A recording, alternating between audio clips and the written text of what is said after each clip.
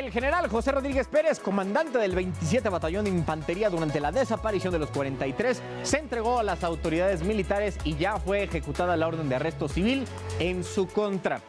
Hasta el momento hay 4 órdenes de arresto contra elementos del ejército y 3 ya ejecutadas. Vamos a ver qué pasa con el general en retiro. Ojalá se esclarezca, ¿no?, todo este asunto por el bien de nosotros. Otra parte importante, mis niños, de los festejos patrios es el desfile, donde cientos de uniformados marchan por las calles. Pero esta tradicional tema tiene harta historia y se las contamos ahora.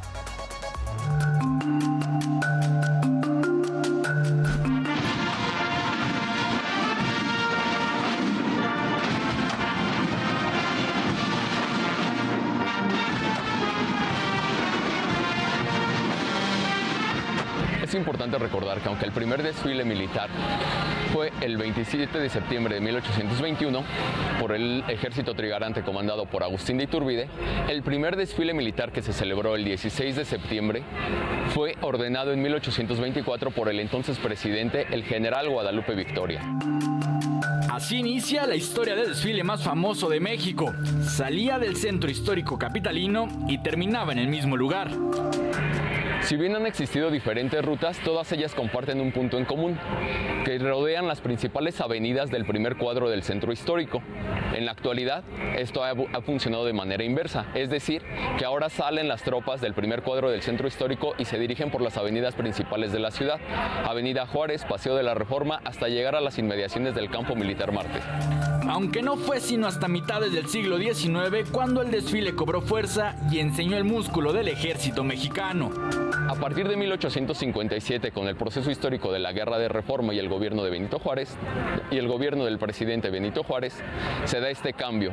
Se separa incluso en festividades como el desfile del 16 de septiembre, la sociedad de la parte religiosa y la parte militar. A partir de aquí va a comenzar a cobrar mayor notoriedad la presencia del Ejército y Fuerza Aérea Mexicanos en festividades de este tipo. Para principios del siglo XX, este desfile ya contaba con la participación de más de 20,000 efectivos y para el centenario de la independencia de México, el formato fue renovado. La característica de este desfile fue que se dividió en 2 desfiles, uno celebrado el 15 de septiembre de 1910 y el otro el 16 de septiembre. El primero, un desfile histórico en el que se buscó representar con la mayor fidelidad las escenas históricas de este proceso histórico. El segundo, un desfile militar que se caracterizó por contar con la presencia de varias delegaciones extranjeras que participaron en esta parada militar. Desde entonces poco ha cambiado, aunque en diversas ocasiones se ha tratado de hacer algo diferente. Ejemplo de esto son los desfiles militares de 1981 y 1999. En el primero de ellos se caracterizó porque el personal marchó al paso veloz, es decir, prácticamente corriendo esta ruta de poco más de 10 kilómetros. El desfile del año 1999 se caracterizó porque únicamente participó personal a pie, es decir, no hubo presencia de vehículos militares. Y sí, en al menos 3 ocasiones el desfile tuvo que ser suspendido. En 1847 por la intervención estadounidense en México, en 1928 por la muerte del expresidente Álvaro Obregón y en 2020 por la pandemia de COVID-19.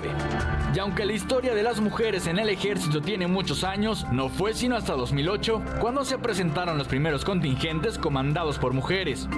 De manera general, los principales contingentes eran los cadetes del Colegio Militar y de las armas del ejército mexicano, como es la infantería, la artillería, la caballería y en momentos posteriores la Fuerza Aérea y las armas blindadas.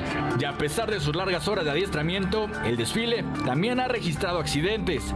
En 1995, durante el desfile aéreo, se registró un choque entre 4 aeronaves, mismo que dejó víctimas mortales.